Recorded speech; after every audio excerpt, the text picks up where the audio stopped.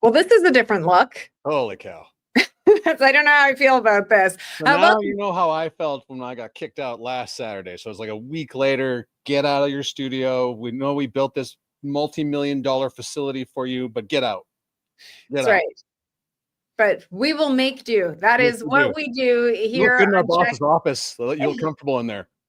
Here, welcome to Check In, everyone. I'm Sara Reynolds. He's Jamie Thomas. We have a little bit of a different setup going on today. The Manitoba Moose are playing this afternoon, 2 p.m. at Canada Life Center. So we have relocated for the time being. So, hey, Jamie, how's it going? Actually, I'm just going to set the scene very quickly for everybody that we are in our offices right now. And so we've had to try to separate each other so that we don't hear any feedback on the computers.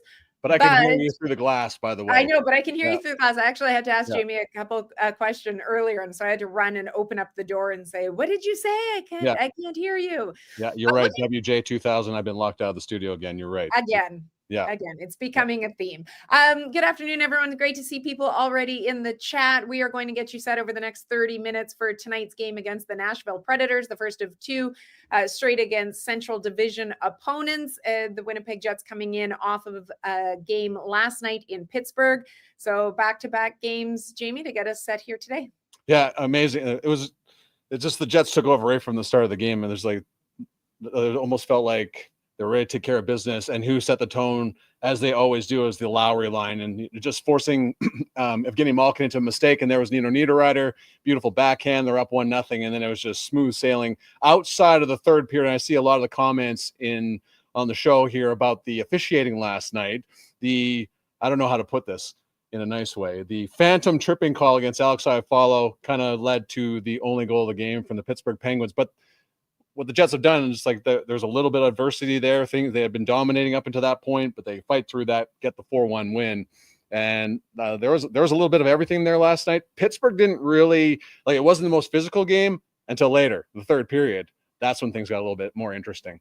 Absolutely. As we will continue to talk about last night's game, but I see some people already saying smash that like button. Thank you. AJ, good afternoon, Sara, Jamie, and chat. Smash that like button. Absolutely. Remember, you can always find us here on every game day on Winnipeg Jets Facebook, X, and YouTube. If you can't catch us live, we love to be able to see you in the chat and have our conversations going. But if you aren't able to, you can always watch afterwards as well as we get you set for the game. So, Jamie, let's take them through a quick run through of what they can expect over these next half hour or so. Yeah, for sure. We're not going to go over like we did yesterday, but today's guest joining us from Nashville, because it's Sportsnet broadcast, Sean Reynolds, the headband Reynolds will be joining us.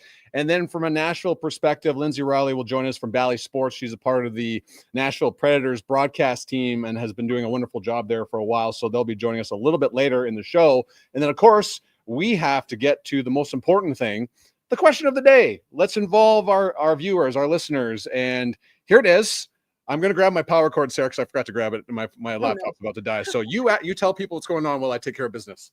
Okay, the question of the day, and we have already seen it in the comments, people discussing this already. What was your reaction to the Kyle Connors, Sidney Crosby fight? I don't know about the rest of you. There is no shot that you had that on the bingo card for you. And actually, when you were going through social media last night, that seemed to be the response from everybody. Nobody anticipated something like that happening. But what was your reaction when you saw it? And Kyle Connors, certainly after the game, making it clear when he was asked about it by Mike McIntyre, the Winnipeg Free Press, just essentially that they weren't going to take anything from anybody.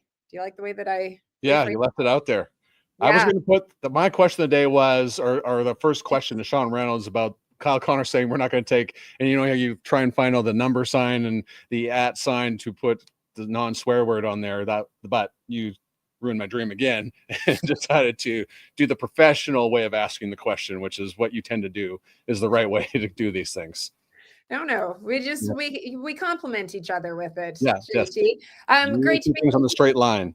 We want to hear what was your reaction with it. Obviously, Scott Arniel saying that he does not want to see Kyle Connor fighting all the time. I don't think that anybody does with it, but Also, while you guys are discussing that in the chat, I love to see where everybody is watching from. We've got some from the West Coast. We've got some here from obviously from within Manitoba.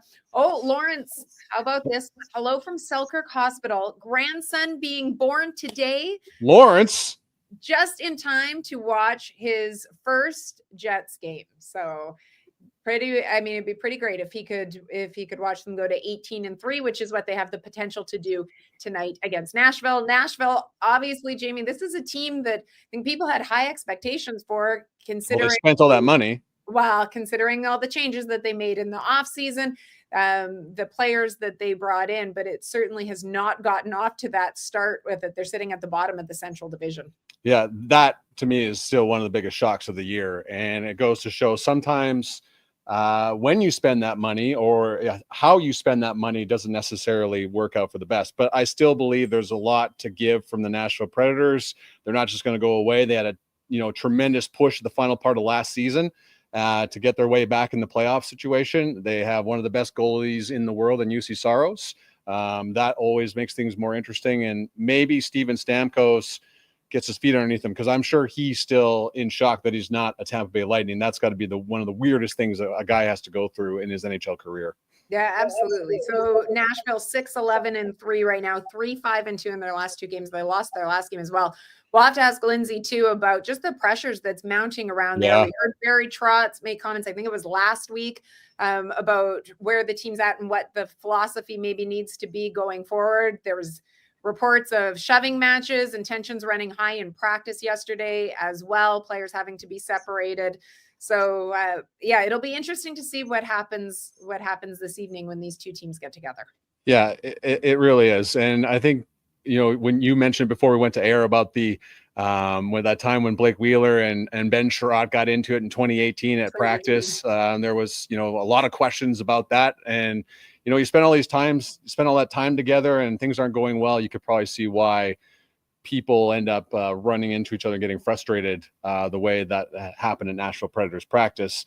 So maybe it's something they build off of, and we'll have to see if this group can stick together as the season goes on, because there's a lot of expectations in Nashville from the start from back in July up until this point. The Jets in the middle of a 15-game stretch in which they play in a different city every game. Yeah. Because when they have been coming home to Winnipeg, just one game, then they're back out on the road. They're on their longest road trip right now, 6 games, gone for 11 days, 3 time zones. But then they come home and they still only come home for one before heading out as well. Last night, the 4-1 win against Pittsburgh. One of the players that I think that we need to talk about is the performance that we saw from Gabriel Velarde. Oh my gosh.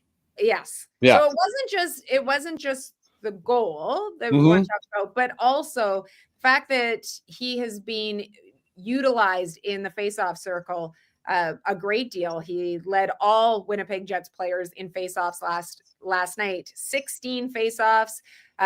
He was 12 for 16. He had a 75% win rate, and it's not something that we've seen a lot of, but we know obviously with his background of being able to play in the middle that he is more than capable, as he's seeing, of being able to take faceoffs. Well, yeah, but how about the versatility? And I know, that is the one thing the Jets have done. And actually, let's not kid ourselves. A lot of teams are doing this. The versatility. The players have to be able to play all positions. Because of injuries and stuff like that. And it's tough to take you out of the lineup if you can do things when you're being put in a situation like Gabe Velarde has. And I think another thing too, we haven't talked about enough is the effect that Velarde is having on the power play. I think a big reason now that we've consistently seen him in the lineup this season is that kind of goes back to last year, why they only had 18.8% on the power play, because Gabe Velarde wasn't in the lineup for pretty much half the season. And now we're seeing what happens when you have a healthy Gabe Velarde. But the fact that he's winning faceoffs and the Jets can lean on him in that situation, that only benefits the team more down the road. I like some of these comments too. KFC playing Jets hockey. Yeah. Hello, watching from Parksville as well. Clifton Park, New York. Keep it rolling, boys, says Gary. Absolutely. You look at, again, just the job that they have done. I think that, people waited, and we talked a little bit about this yesterday, just the response that the Jets had against Florida. You waited to see what was going to happen after the losses in Florida. And that you're not going to go 81-1. You're not going to go 80-2. There are going to be stretches, but their ability right now to be able to bank these points right now and get back to the style of play. I think there's a real quiet confidence about this group, because when you are around them, you would think 17-3, they've set NHL records with the start that they had. When you walk in, you would have no idea that this team was off to the start that they have had. It's very even keel. One of the players saying Scott Arniel will definitely not let us get too high on the wins that they have had. But there's just this quiet confidence, as if there is an expectation that they should be winning these games, that there is a confidence in the style of game that they are playing. And that's what you look to see, especially, tonight we'll see on the second game of back-to-backs how they do. They traditionally have done, or they did do well last year with the second game. And then they play on Monday in Minnesota. And I think that's a game that a lot of us are going to have circled, just because of how Minnesota has been playing as well. With all the success that Winnipeg has been having, Minnesota certainly has been keeping it very close to the Jets in terms of points. And we always talk about the proverbial 4-point game, even though it is one here tonight, very much so one on Monday. All right, before we bring in Sean Reynolds, we have to, Kenny's water bottle was not available yesterday, and he's coming back with a vengeance. Maybe Scheifele is playing chess, just showing Team Canada that he can play in whatever position or role they need. Center, wing, power play, PK. Well said, Kenny's water bottle. Also a man that is well said and well versed. He is Sean Reynolds, who will be part of the broadcast tonight in Nashville. Hello, Sean. Good to see you. How are you doing? How's Nashville? It's great, but man, I'm excited to be here. Two of my favorite people in one place. I'm excited. Thanks for having me. Yeah, thanks, we're 21 shows into this, Sean. I would like to point out that you have now been on this show before I have been invited to be on Kenny and Rennie, but that's okay. Not true. You've been invited in the past. Sarah Orlesky is our it's the trophy fish that we've been waiting for so long. One of these days it's going to happen. I just keep waiting. I have to get my headband ready to try to compete with don't worry. I keep an extra wherever I go. So if you're short, just ask and I've got them waiting for you. On that topic, before we get started, when you unleashed the headband for the first time back in the Zoom days, oh boy, did you expect the positive response that you got from said headband? I don't know if it was a positive response. I think I was the butt of the joke, and I was like, "Well, let's just run with it." People like it. Sometimes, yeah. Sometimes I respect you staying with it, buddy. That's like the best part. You're like, I'm gonna keep going. That's the best. When one of the viewers actually wrote a song about it and sent me the song, I was like, "Well, I have to go here now." I mean, he recorded it. It sounds perfect. It's an awesome song. Yeah. I've never had a song written about me, but an article of my clothing. So that's the closest to fame I'm ever going to get. Yes, absolutely. You cannot let the fans down, buddy. You cannot let them down. Let's get to the fun part. Okay. When we talk about Fight Club, we're not supposed to talk about Fight Club, but how about Kyle Connor dropping the gloves last night and the comment he made after the game? Yeah. We were talking about it a little bit on the show last night. One of the things this reminds me of is I remember in covering the Jets all those years, there was a point at which Blake Wheeler went from being this player. I mean, he was always this big, huge guy, 6'5", but he seemed to be like one of these players that was just all about speed and all about scoring, and he wasn't interested in that aspect. And then you'll remember that one season where he came out and early on he was leading the Jets in fighting majors. And I remember he wasn't just picking, guys who were, didn't know what they were doing. He was taken on. I remember him fighting Robert Bortuzzo, who was with the Penguins at the time. And it's like, what's this guy doing? He's the Jets' #1 offensive player, and he's out here acting like he's their enforcer. But to me, it was this time where Blake Wheeler changed and became the best version of Blake Wheeler. And there was this real attitude of exactly what Kyle Connor said after the game. We're not taking any what from anyone. And we're seeing that from Mark Scheifele. The last 3 games, the Jets' 2 leading scorers have been in fights. And if I take a look at, Mark's fight, it comes at a time where the Jets probably were the least happy with their game this entire season. And he goes out and listen, I know a lot of people don't like fighting in hockey, and I'm not trying to say they got in a fight and everything turned. I'm not saying that, but what I am saying is it shows a little bit of I'm going to do anything I feel like I need to do to get this team to where we're going. And I see that from Mark Scheifele. I see that from Kyle Connor. This is not in character for either of those players. We're talking about a Lady Bing trophy winning player here who is now dropping. Yeah, all over. Send it out to win. I've said this before. Once you've won one Lady Bing, you don't need to win more. You've shown who you are enough. There. Yeah. But to me, this is just players who in the moment are just saying that there is no way you are going to back me down. Anything that I need to do to move this team forward to get to where we want to go, I'm going to do. And I just think it is players right now. We hear so much about the Jets kind of coming of age, the maturity level. I think these show a little bit of maturity in these 2 players, and just that their goals are clear and obvious, and they're going to do anything they need to work towards those goals. The blue line has certainly been contributing. I mean, has been so effective really at both ends of the ice. Look at Neil Pionk for a second for us, Sean. What do you attribute his resurgence to start this season? Well, the one thing that I think has been a real boon for the Winnipeg Jets this season, I think it's perfect contrast with this Nashville team. People thought Nashville was going to plunk in all these stars and they were here last year and they're going to get better. But there's something to be said about knowing who you are, knowing what your identity is. I just came from talking with Andrew Brunette, and he says, we are a team, we don't know what our identity is. The Winnipeg Jets know exactly what their identity is, and they knew it from the drop of the puck. They probably knew it when they came into camp this year. And I think what lended to itself that for Neil Pionk was the idea that Dylan Samberg from his hometown, 2 players who know each other, got together in the summer and worked with each other off ice so that identity was already crafted before they came to preseason. I think there's maybe a little bit of this, Samberg's like the little brother, not in the sense of size, because there's a size difference between these 2, but Samberg's kind of like the little brother. And if you're Neil Pionk, you kind of want to do really good for your little brother, and you want to bring him in and you want him to have success. So it's almost like Neil Pionk stops worrying about himself and his game and starts being like, I'm the guy who's going to show the way. And it's almost given a little bit of freedom in Pionk's game that he's found as he's trying to be the best possible defense partner he can, as Dylan Samberg tries to move his way up the lineup and move from being a 3rd pairing guy to a 2nd pairing guy. They've been phenomenal together. Samberg has taken his game to a new level. Pionk has rediscovered a lot of the stuff we saw from him earlier on.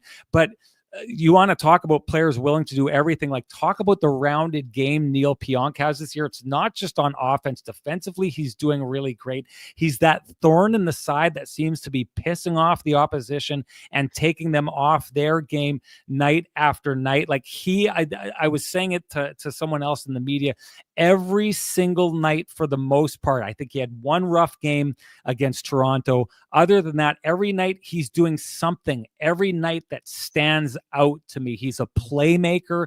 It's happening on offense. It's happening on defense. It's happening in the scrums that he's creating afterwards. He is just the very best version of himself and has been huge in what we've seen from the Winnipeg Jets this year. All right, last one for you, my friend. What do you make of Gabe Vilardi and all the faceoffs he's been taking, and how well he's been handling himself in that department? Well, talk about the hands on this guy, right? Like that play that he makes a little while ago, Gabe Vilardi, and we've seen it in the past in that move that he makes on the power play. Last year, I know the Jets power play struggled, but for a while there before injuries started to play a factor, Gabe Vilardi was a cheat code in that they weren't able to stop him in front of the net on that power play because his hands are just so good. And then you have to respect the hands in order to stop stop the hands, you're abandoning a passing lane, and he's good enough and smart enough to, then exploit that passing lane when it happens. But to me, it just makes sense. I know he's a winner, but he's a winger, but he's so good along the boards. He's so good in front of the net with the hands. Everything I've seen from hockey in the past is if you have good hands, you're usually pretty good in the face-off dot, because it's just all about being quick. It's about being fast. It's about good hand-eye coordination. So I'm not surprised he's doing well in the face-off dot the way he's doing. It's just kind of remarkable to take a look, and I think the power play is the perfect example of it. Scheifele's a passer and a scorer. Velarde's a passer and a scorer. Kyle Connor, passer, scorer. Nick Ehlers, that set up 2 games ago where he finds Mark Scheifele. Everyone is playing every single role, and to me, this is just a continuation of that. The Winnipeg Jets players are not just saying, this is who I am, I'm going to do that. They're saying, what does this team need me to be? And I'll become that, and what I do well already. In the face-offs for Gabe Velarde are just another example of that. Well, obviously you're doing pretty well yourself, my friend, because somebody wrote a song about you. The headband. Let's not. Well. Yeah. Maybe you made the choice. You made the choice to wear it, so therefore it is about you. It was a lack of a choice. It was a boneheaded move where I forgot to take it off and just didn't. It's that I was the guy walking around asking where my car keys are when they're in my hand. I didn't know it was on, and the rest is history. So yeah, I would like to take credit for it, but it's the lack of ability that I have to take credit for on this one. Well, have a great broadcast tonight. We'll be watching, and we'll talk to you soon. Thanks for coming on. Yeah, thanks for having me on. I had a trouble down there, huh? Well, that I can't promise, but. Have a great podcast. See you later. See you, buddy. Bye. You know who knows all about trouble in Nashville? This is the best part about the show. We just move the guests in and out. Lindsay Rowley is going to join us now from a Nashville perspective. Good afternoon, Lindsay. How are you today? Hi, guys. I'm good. How are you? Very well. There's a lot going on in Nashville right now, and I'll let Sara lead things off. Okay, so Lindsay, and thanks so much for joining us here. We want to know, is the heat on? Is the pressure building in Nashville? I mean, obviously there were reports of the scrum that happened and tensions rising during practice yesterday, but obviously with the record that they have had so far, 6-11-3, this is not what Barry Trotz, Andrew Brunette and company would have anticipated this season looking like. No, you're right. I think everybody's a little shocked at the way that the season started. So yeah, I think it's definitely safe to say that the pressure is building. The more and more season goes on and the more points slip away, I think that there is somewhat of a tension building, but I still think it's early. I think there's still that hope in the locker room, and there's still that chemistry in the locker room. No one's pointing fingers, things like that. You mentioned the scrum in the practice yesterday, and I was joking with my co-host Hal Gill, and of course, his of course, maybe take it with a grain of salt, because his reputation on the ice that he played, but he was joking, well, back in the day you didn't have a practice without a fight, and so like that's the old school way of hockey. Yes. Of course, you don't see that anymore. You don't see fights in practice anymore. So he was like, well, maybe that's them, getting after it, things like that. Maybe you flip it and, hey, maybe that's a good thing. There's some emotion at practice, things like that. So that's the way we're taking it, is that maybe there's some emotion at practice and guys are, getting maybe a little bit of a wake up call kind of thing. That's kind of the way that we're looking at it. We're not looking at it as a panic button or anything like that yet. And I don't think Barry Trotz is either. As far as Andrew Burnett, I spoke with him this morning. I'm not picking up anything like that from him. He knows that tonight is going to be a heavy task, especially when you're facing a team who had the hottest start in NHL history. I mean, of course, that's going to be a tough task tonight. So, and I mean, honestly, points are hard to come by right now for them. So tonight would be a massive win. But like I said, right now, points for the Preds. So they just need wins. Big part of the issue, I guess, this is from the outside. We don't see the Nashville Predators all the time. Goals seem to be hard to come by. Shut out twice in their last 3 games. That probably is something that is catching everybody off guard down there, considering the firepower that the Predators have on that roster. Yeah, it is. I think that was one of the most surprising things too. Having Stamkos come in and Marchessault come in, and then Philip Forsberg is another guy who's a household name, and he's had a little bit of a slow start. Wasn't able to convert much on the road trip, and I know I'm sure he's frustrated. So I think that right now it's one of those things where all of these guys are guys who have been known to go on streaks where they've been on these massive point streaks, massive goal streaks, things like that. So I think some of us are thinking it's a matter of time before it clicks, and all of a sudden Phil or Forsberg's on one of these like massive, 10-game point streaks, 10-game goal streaks, whatever it may be. I think maybe it's just one of those things that it just starts to click and it's like a domino effect. I think that's kind of what we're all hoping for. I hope it happens. I can't, obviously we all can't guarantee anything, but at this point, I think it's hard to predict what's going to happen with this team. Like you guys said, it's goals are hard to come by right now. But then again, all of a sudden in Vancouver, Stamkos has 2 power play goals that are sick. So it's every once in a while it's like, well, where'd that come from? So so right now I honestly I don't really know what to expect. Yeah. They're kind of fun to watch in that way, but also Yeah. kind of terrifying to cover as well. Yeah, I remember that from years ago, and sometimes with the Jets of years past, it would be the same thing. You didn't know exactly what you were going to be seeing in front of you on any given night, which can make for exciting times. Also on a broadcast can make for a little bit of nerve-wracking times as well. Oh yeah. Lindsay, just with Steven Stamkos, I mean, obviously that was one of the highest profile signings and moves in the off season. Just a quick take from you on what maybe has or hasn't worked so far in his adjustment to life over from Tampa. I can't say enough about him.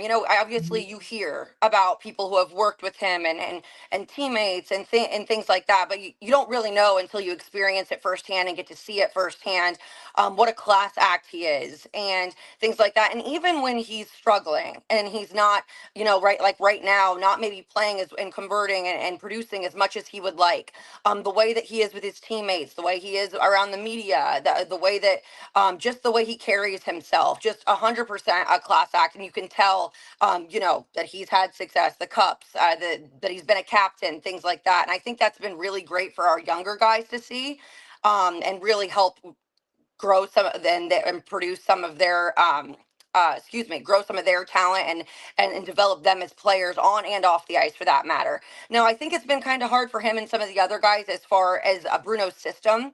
It is a really fast system. And I think it took like last year, I mean, everybody said it took probably around like just late December, January for a lot of our team to really like click and buy into this system where it really started working right around the U2 debacle. So I think that's been a little bit tough, but I think now they're starting to really get the hang of it. And I think a lot of it also is you're bringing in a lot of new pieces. And so it takes time to click. And it's not a matter of, oh, they don't like each other or there's some kind of problem in the locker room. I've never gotten a sense of that. I think this team really likes each other. Like they get along great. They're all really great friends. So I've never gotten a sense that it's anything like that in the locker room or an issue like that. I think you're just bringing together a lot of talent, and it's a matter of finding where everybody fits and who fits with who the best that's going to put the best product on the ice. Absolutely. Lindsay, I know you have a bunch of meetings to get to. Thank you so much for taking us inside the Nashville Predators and what's going on there. We always look forward to the Preds and Jets. There are a lot of fun games always, and we're another big one tonight. Always fun. I would say good luck, but guys, we need points, guys. For my job. I need it. We respect your need for fun broadcasts, but sometimes I know it's going to be a good game. Yeah, I agree. I agree. That's what we're looking for. Thanks so much, guys. Lindsay. Have a good day. Appreciate it. Yeah, all the best. Thanks, Lindsay. Lindsay Rowley joining us from Nashville. See, we can be nice to other broadcasters. That's what we can do, right? Well, of course we can. And that, she makes that comment, and I'll just quickly follow up on it, on bringing in all those new pieces. Yeah. They have, and everyone trying to figure things out. And sometimes I think even though there's often talk about, say, new coach bumps, there's something to be said for consistency. And that's something that the Winnipeg Jets have had. Right? You look at all of the the returning players, that core staying together. Kyle Connor made that comment, a couple of weeks ago, about how basically the line isn't always straight to be able to get to the top, but you can tell that this team has been together. They are familiar with Scott Arniel, with the expectations of it. And I think that it's paying off for them early. It can be challenging when you're bringing in a bunch of new players, particularly I think sometimes with the style of play that they are, with as much as you love to bring in as much talent as possible, it is a puzzle piece to make sure that everybody can fit in the right spots. And I think that speaks to where the Jets are right now, and the benefit of keeping the gang together in the same system. This is a bunch of new players, and a newer coaching staff trying to get that point across, that system across. The Jets have been in this system now this is the third season, and now you're starting to see the fruits of that labor. And Nashville will not roll over easy tonight, even though they've had a hard time scoring and they're at the bottom of the standings. That's just I've been in Nashville far too many times and watched what happens the second the puck drops there. They'll be physical. And I think this is I was on a legal curve earlier today. This is like a perfect game for the Jets to have before they face Minnesota. Not that I'm looking too far ahead here, but these are two physical games that are coming up for Winnipeg in the Central Division. Yeah, it should be a great one tonight. There were no morning skates for the Jets, given that they played last night, so no surprise there. I think most of us are expecting Eric Comrie to start tonight, with this being the second game of back-to-backs. That Connor Hellebuck they'll want him in net for Monday's game against Minnesota as well. So we'll wait to see closer to game time and warm up. But I think that's what many of us are anticipating. The Nashville Predators did not hold a morning skate today either. They just had an availability. So little short on not being able to tell you if there's any changes to anything, but I think that goaltending would probably be the only change that we would be anticipating when it comes to the Winnipeg Jets. Yeah, and with the winning lineup, and it doesn't look like anybody was hurt last night. Not even Kyle Connor dropping the gloves with Sidney Crosby. And I've loved the comments from everybody so far in the question of the day. Looking forward to the game tonight. Hope everybody's going to enjoy it. You can listen to it on 680 CJOB and Power 97. Watch it on Sportsnet. Another great show. Thank you so much, everybody, for the comments and watching here today. I hope we set you guys up for a big battle in the Central Division tonight in Nashville. And looking forward to seeing all of you on Monday as well. It should be a great game, I think when I look at the road trip as a whole, certainly this game against Minnesota on Monday will be one that has been circled for a while, given not only the rivalry that exists between the two of them, but where the two are in the standings as well. So here's hoping for a great game tonight in Nashville. Again, the Jets 17-3 with that big 4-1 win last night in Pittsburgh. We will see what they have in store for us today, though, as well. And then make sure, as always, that you join us every game day, 12:30 Central. We will see you on Monday to get you set for the Minnesota Wild and Winnipeg Jets. Thanks for watching, everybody. Have a great day. Thanks for checking in.